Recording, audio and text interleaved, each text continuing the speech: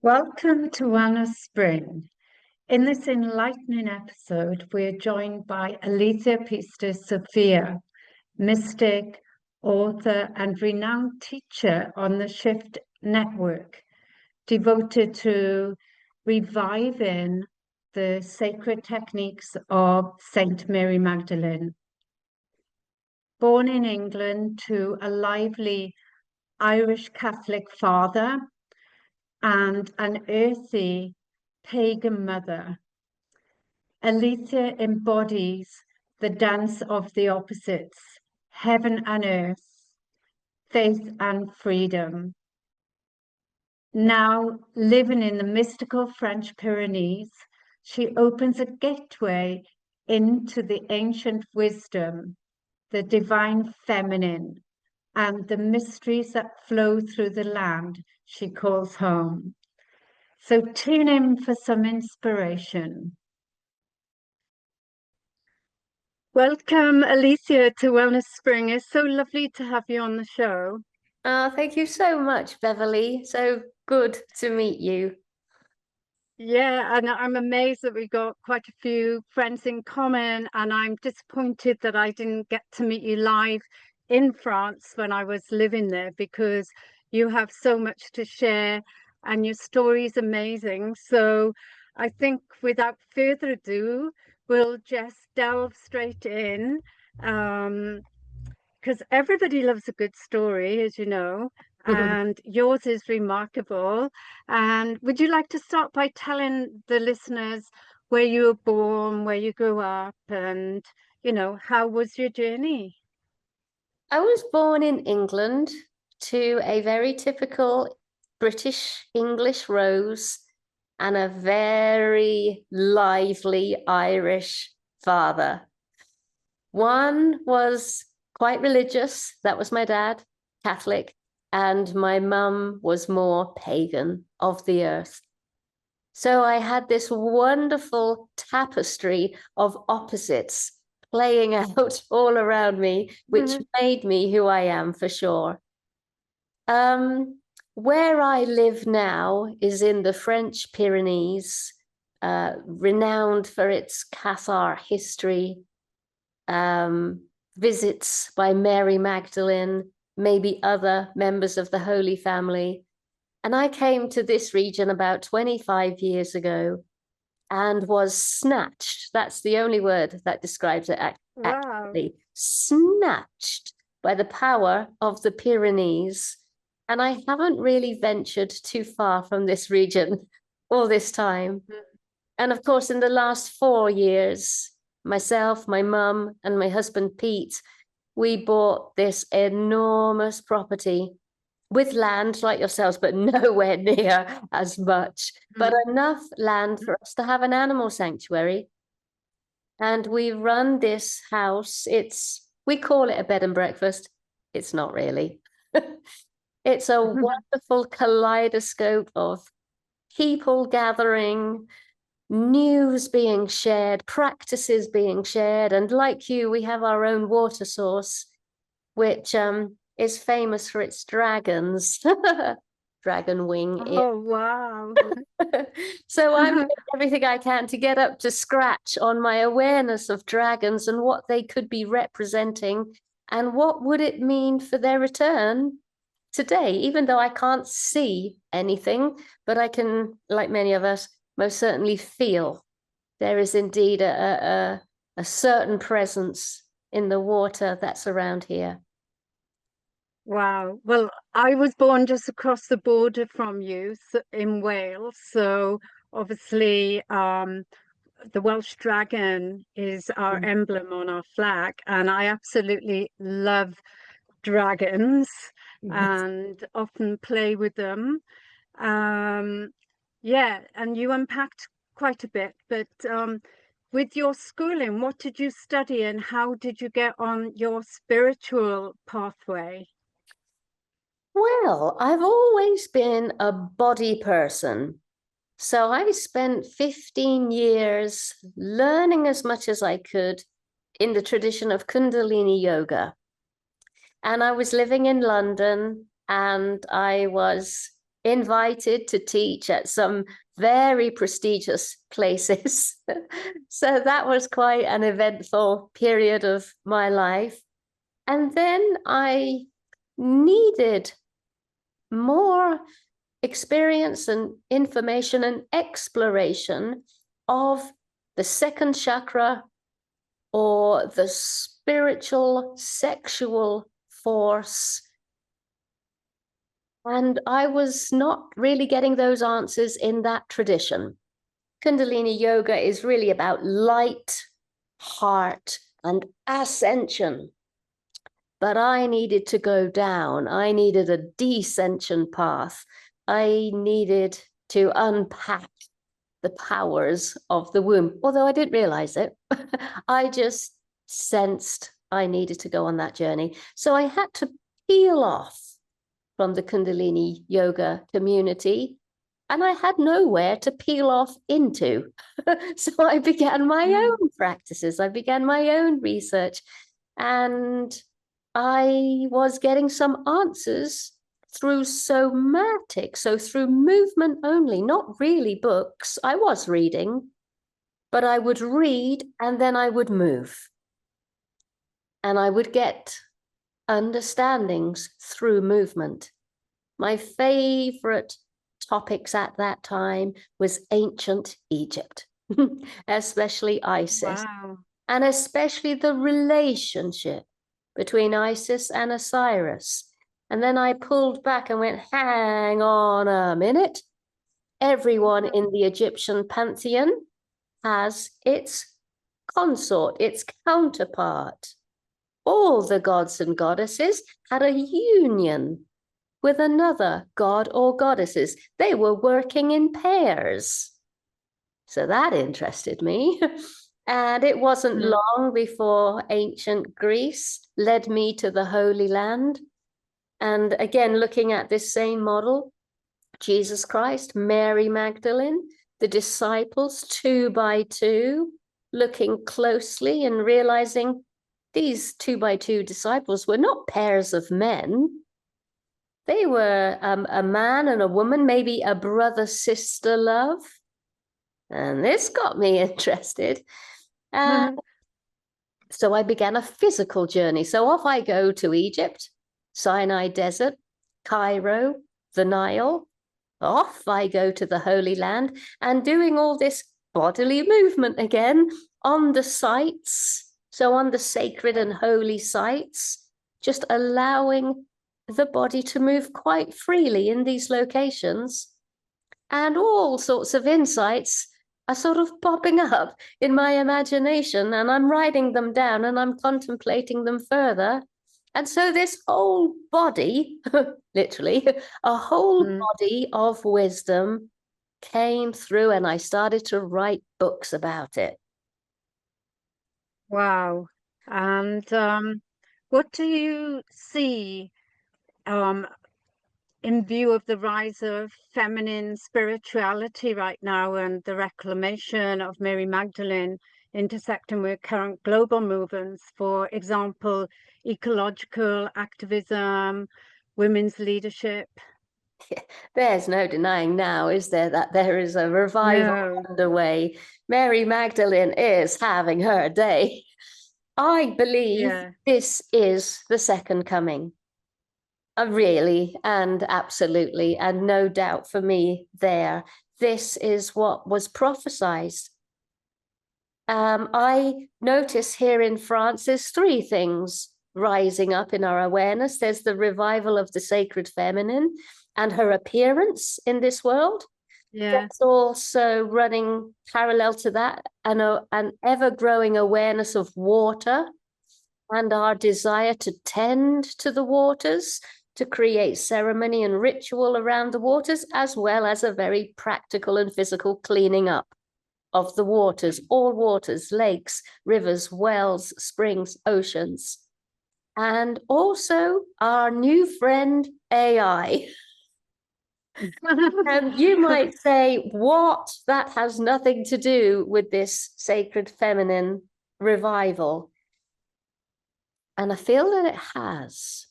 I feel that it has. And Maybe it's humongous wishful thinking, but I don't care. I'm going with it. Water is being used to hold AI.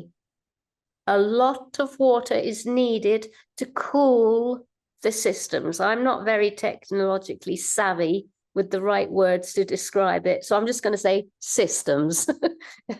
Computers. Yeah. I feel that one of our jobs of being a vessel of the sacred feminine is to bring, I don't know what the word is, to bring what is needed to the element of water, because wherever we are, our local water will eventually meet the water that's holding the AI, that's cooling its systems. And that there can be a very flourishing, harmonious, beautifully intelligent relationship coming underway, because the intelligence of the water is going to be holding our new friend gracefully, making sure we all of us, every single life form, we all head off in the good direction.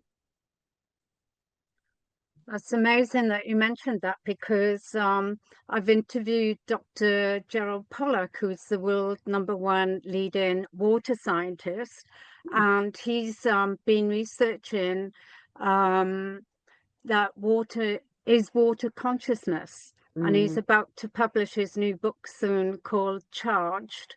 And yeah, I think because he's very analytical, I also introduced him to a friend of mine, Jas Maheen, who's the longest living breatharian in the world at the moment. Yes. And it was a very interesting conversation because, like us, she downloads her information and she also puts it into practice. So if something works, then it works. Yes. You know, and she trusts her divine guidance. But being a scientist, he needs the proof.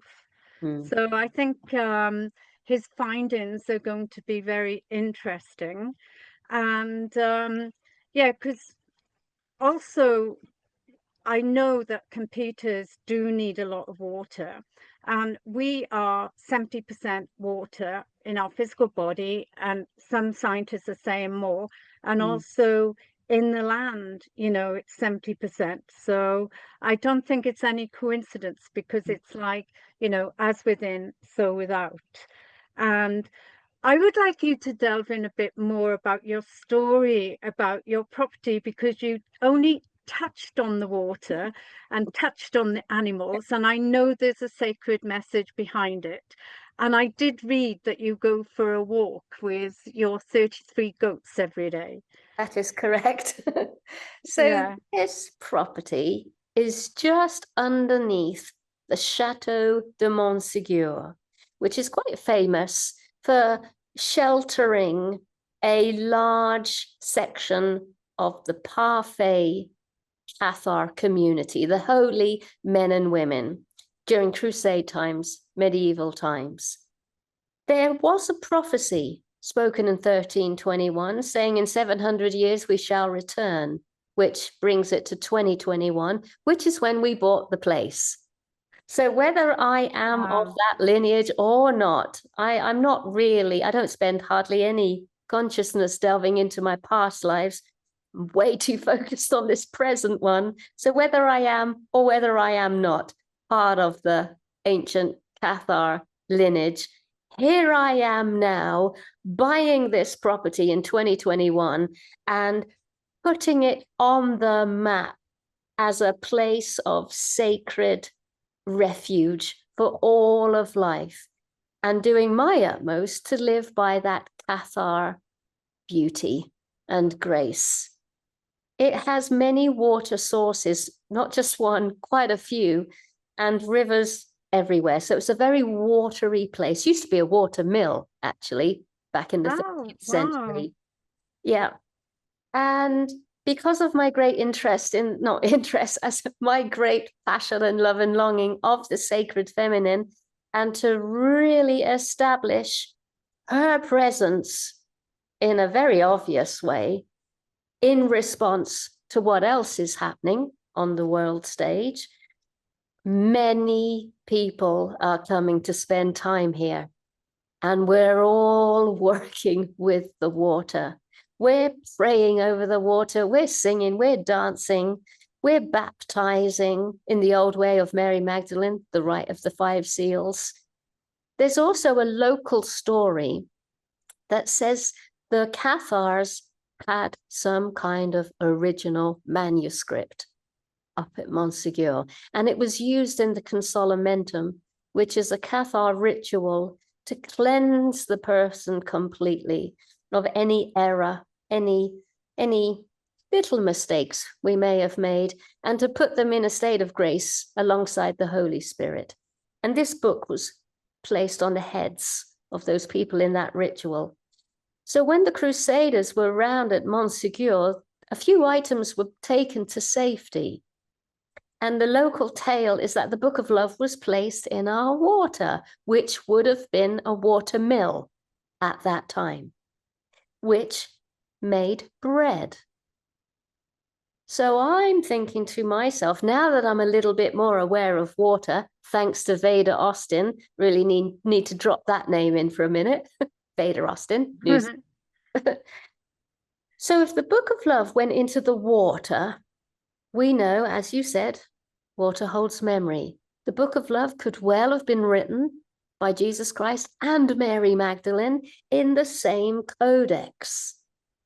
So that's quite something. It's dropped into the water. It's now spreading around the region, making its way to the Canal de Midi, which crosses into the Mediterranean and the Atlantic. So now it's really going out there, as well as all the local people and animals, fish and birds, drinking it as its water source. But just in case they missed it in the water, because this area is a water mill, it's going into the bread. So no one can not partake of the message. So I'm thinking of that Cathar, that parfait that may have dropped it in this water. It's a genius move to make, because not only are you leaving it behind, you're putting it in the bread and the water of this region. Everybody gets to partake of the Book of Love. So us ladies, and a few gents every now and again, are doing everything we can to revive this possible presence that's in the water. And of course, this place is just looking and feeling more and more and more beautiful as the days pass. I'm like this. Oh my goodness. Wow, what on earth is going on around here? It's quite I can't wait tangible. to visit. Yeah. And even just when you talk about it, your whole body lightens up and you can feel that magical energy.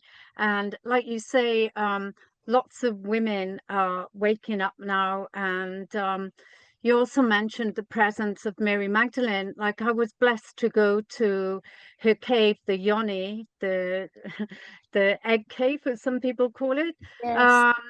Where she allegedly lived for 30 years in St. Bom. And each time that I've had a vision of her, it's so real, with a friend the first 2 times, and then my partner and a different friend the 3rd time. And we all got amazing, profound messages. And, you know, it's all to do with self-love and being ready for that change and embracing the change and helping people through, because this is the way forward, where, as you were saying, it's happening with everybody. And what a great way that the word is being spread through the water. Yes, yes, yes. Yeah. Water, And movement, yeah, language. art, fragrance Exactly. making, oils. Yeah. Yeah, I'm an aromatherapist, so I'd be keen to hear about the sacred oils that you use in your ceremonies, and maybe you can tell us about the wonderful work that you do, because I know you have many workshops throughout the year. Yes, I like to provide a space where men and women can drop in and say, I wonder if I also worked with the oils in some way, because there are some wonderful pockets and places in life currently where we could really do with that medicine again. I'm thinking death and dying.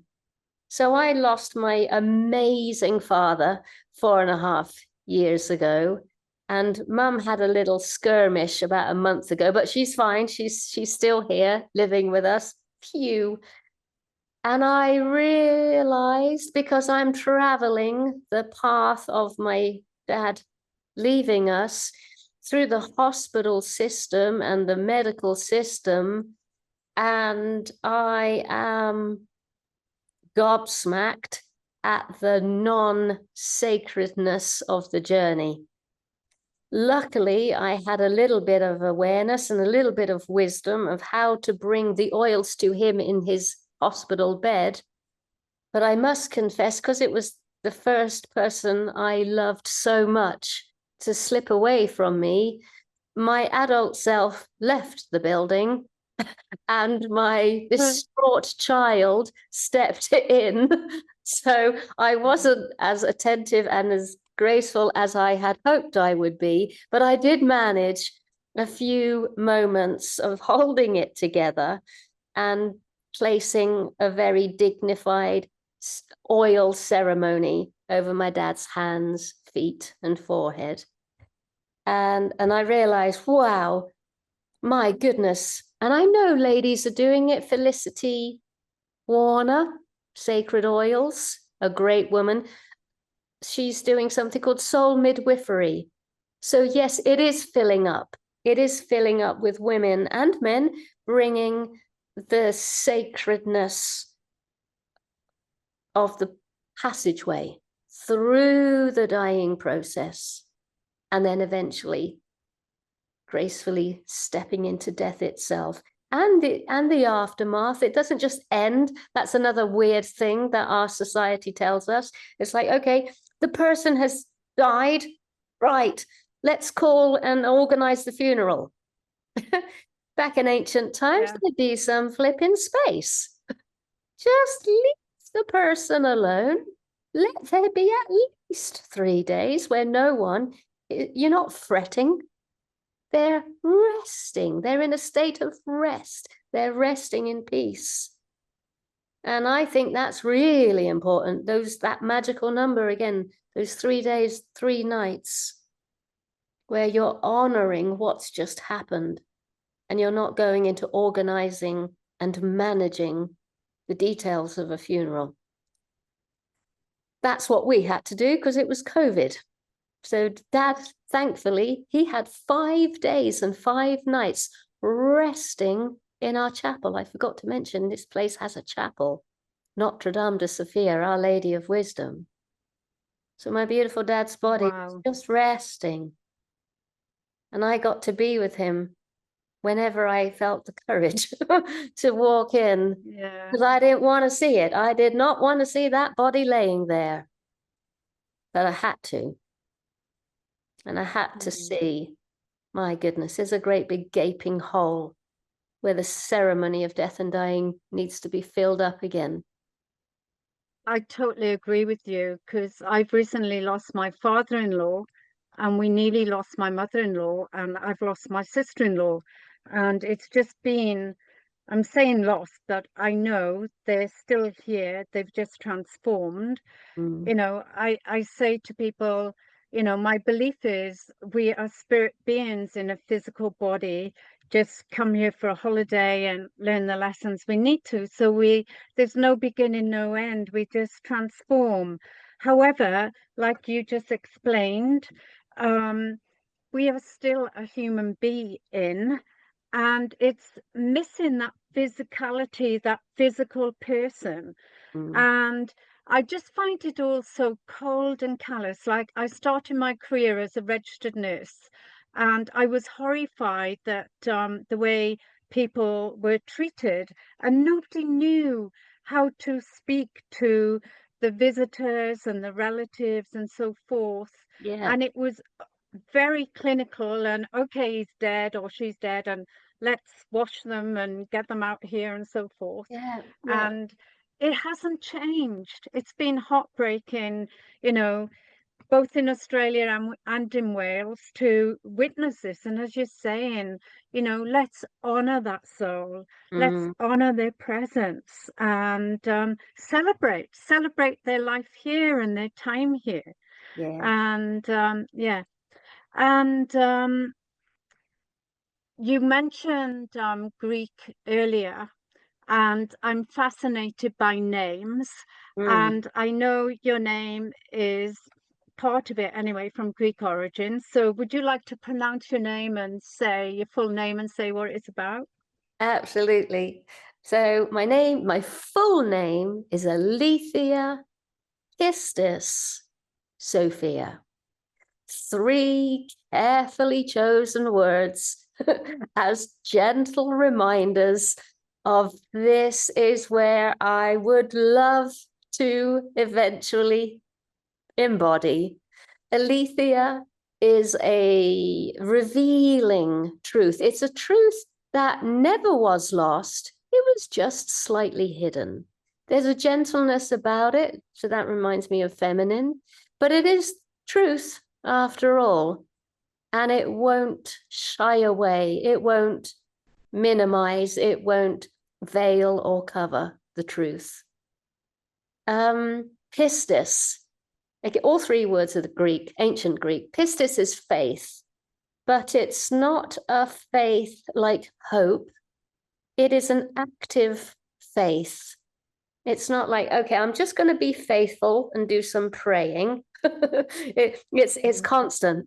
It's a constant faithfulness. And Sophia is wisdom. So truth, faith, wisdom. That's the name I have given myself. I also love everything to do with ancient Greece. The whole way of life, all the ceremony, all the ritual, and how, again, it was an era where sacred feminine values were predominant. There was no such thing as capitalism in the beginning, money, working, structure, control, dominance. This was all kind of secondary. Beauty, the arts, poetry, grace, elegance, philosophy, Sophia, wisdom. These were all directions to head for throughout the course of your day for everybody. Wow. Wow. So yes, love that era. Well, we all need lots of truth, wisdom, and faith, as you're saying. And, there's something special about the ancients that we can learn from and embrace. And you mentioned community.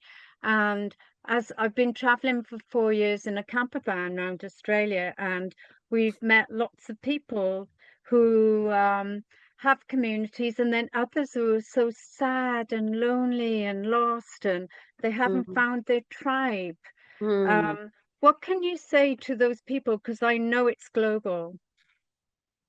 Well, one of the things I've been studying recently is all the different diverse nuances we're now becoming aware of with our mind. The diversity, all these new conditions, they were always there. They've just got names now. So there's one called touch deficiency, touch deficiency. So it is now official that if we do not have physical touch or companionship or sense of community, it disturbs the mind greatly. And perhaps we didn't realize now just how much discomfort that brings. So it is important to be able to connect with others. This could be creatures, this could be animals, hence the 33 goats. This could be trees, this could be flowers, meadows, forests, woodland. It is extremely dangerous to spend our time indoors looking at that television screen or computer screen. Yes, there is a little bit of connection with others, and this is great, but we really do, as a state of health emergency, we really do need to go outside and meet something else with life force in it, whether it be an animal, a body of water, a meadow, a forest, better still, a bunch of humans, and put at the top of our value system connectivity, community, intimacy. And you can even start with yourself. And that's often how I start my day: movement and touch.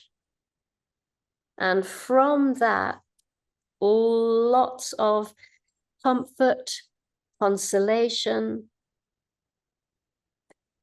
depth, less anxiety, more trust, more presence, more availability appears.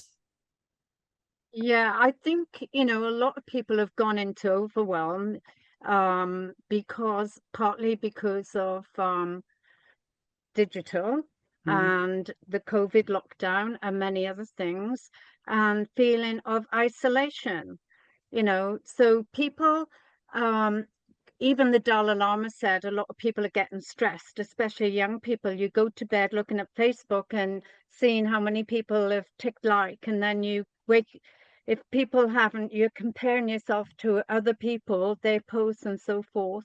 You don't sleep properly because it takes about 2 hours to switch off, and then you wake up, and instead of waking up naturally, you've got an alarm, and then you're straight on your phone instead of taking your time, having your shower, being present, and just being in nature, like you're saying, and touching.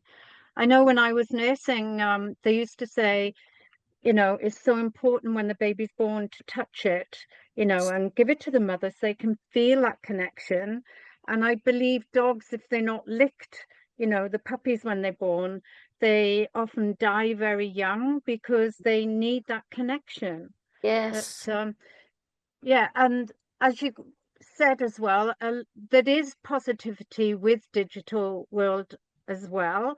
And obviously, you're big on the computers, because I saw that you do a lot of work with the Thrive Network. Yes. And Shift Network, I should say. And I was going to ask you about your courses there, and how did you begin those courses? How did they contact you? What work you're doing with them? Because I'm sure the listeners would love to know. Well, I've just finished one this spring called Mary Magdalene's Sacred Journey Through France. And it was 7 episodes, and it was like 7 locations. So rather than just go blah, blah, blah, fill the people's head with knowledge, I used the art of storytelling and somatic experience. So I was asking them to use items as they're listening and to bring the story alive, bring Saint Baume alive. Enter the cave, smell the muskiness, feel the dampness that's in the air, the burning of the spikenard, the flickering of the candle, making you imagine, oh my God, I think there's someone standing at the back of the cave. So using social media to actually send a embodied experience. So that's how I mostly work. I want the imagination to fire right up, all the superpowers of the imagination and all the senses that are active and dormant. I've got another one coming up 5th of November, called Mary Magdalene's Somatic Sacraments. So a sacrament is a ritual or a gesture that imparts divine grace from one to another. This one's 16 weeks, 4 months. Oh my Wow. God. 4 months of delivering, listening to Our Lady in this moment, not who she was, not what has already appeared in her repertoire, her portfolio, but sitting on the edge right here in this threshold. Beloved Lady, Mary Magdalene, what is a somatic sacrament that can be put to word and delivered to the other folks listening that they can receive and then give to their community? That is the vision. Wow. That is what I'm hoping is going to happen. I'm sure it will. Like you said, if you can imagine it, Yeah. our subconscious doesn't know the difference between real or imagined. Yeah. And I know, you know, from friends telling me about your workshops that they're truly remarkable and life-changing. So, you know, it sounds amazing. I might have to do it myself. So for people like myself who live overseas, you know, I'm saying live overseas, I'm in a different time zone to you. Yes. Will there be recordings? Yes, it's a live happening, but there are recordings within 48 hours. And Wow. not time relevant. I know folks like to be on the live because of the energy, but I think it's been recorded. I honestly do think when you press play, it's waiting for you. It's going to come through your screen. Not really sure there's anything more that's received in the live, because Yeah. it's a packet of wisdom. It's a packet of Sophia. She's just gonna come when it's your moment. Yeah, it's like watching movies. You could watch them 10 times and it could be like 50 first dates. You see something for the first time each time. But when it resonates for you, it's the same as reading a book. You know, you might struggle, but then it jumps out. Yes. So, talking about imagination, what role do dreams and symbols or visions play in your work, and have there been any recent ones that have deeply moved you? I did have a very interesting dream 2 nights ago. I dreamt I was here in France and I found a channel of water in a canal, a small channel of water, and it had like stone or concrete edges, which made me think, this canal is man-made. So I started to follow where it was coming from. And I came to like a little natural dead end. It was an open cave, and there was definitely a sense of a threshold. And I reached this threshold, not knowing if I could go right to the source. And then a man appeared, and he was a bit like Francis of Assisi. He was a religious man. He was a holy Christian man. And I got a sense that he was a hermit and he was guarding the source. And he gave me the impression, he didn't say, gave me the impression, you can't come here because you're like a lay person and I'm a religious holy hermit. And I was okay with that. So I just stood on the threshold. And he said, would you like me to pray for you? And I went, oh, yes, please, definitely.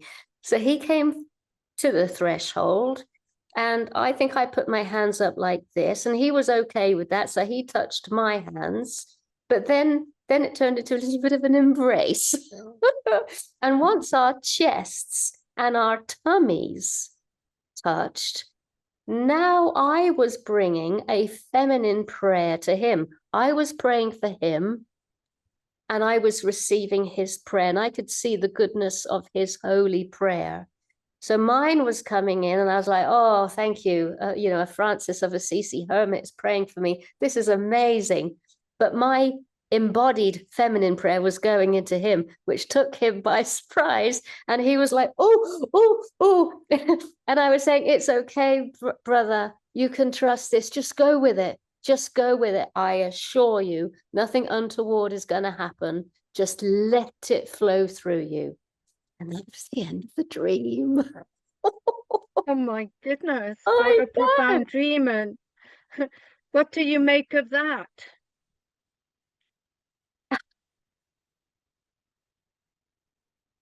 It was very holy, it was very religious, and perhaps an element of religion that was forbidden to meet what's coming through me met. And there was no competition and there was no war. It met, and both prayers were able to swim alongside each other, and his was welcomed, and I believe mine was welcomed, and there was wholeness. It Wow. was brother, sister love. Yeah, this Yeah, is what the whole world needs. And yeah, wholeness, remembering that we are part of the whole. yes. And because you've mentioned your courses with Mary Magdalene, would you like to share with us how you first connected with Mary Magdalene? Because obviously it's very profound. Well, I've always prayed to Jesus. My father, Yeah. I think I said at the beginning, he was a Catholic. Occasionally he would take me to the Catholic church, and I didn't like it much. It felt very heavy and quite frightening. But I did love the images of Jesus. And I definitely liked being blessed. I remember I wasn't able to receive the communion, but the priest blessed me. And I felt the presence of the Holy Spirit come in, and I wanted more of that. I forgot. What was the question? How did your deep connection with Thank Saint you. Mary Magdalene start? Thank you. So from those blessings, I began to pray every single day. I would say from the age of 12 onwards, all through my crazy, wild teenage years, into my 20s, 30s, 40s, and now 50s. So I've always had a deep connection with the Holy Spirit and with Jesus, the person, and then later in life, the Christ. So one time, just before the year 2000, I was sat on Rodine Beach, near Brighton. Yeah. Scribbling away in my journal, and in my Jesus place, whether it's my heart or my head, I don't know, but the place I go to hear his voice, in pops another voice that says, if you really want to know me, you must come to France. And I went, oh, Wow. it's my Jesus place, but it doesn't sound like him, but it's awfully similar.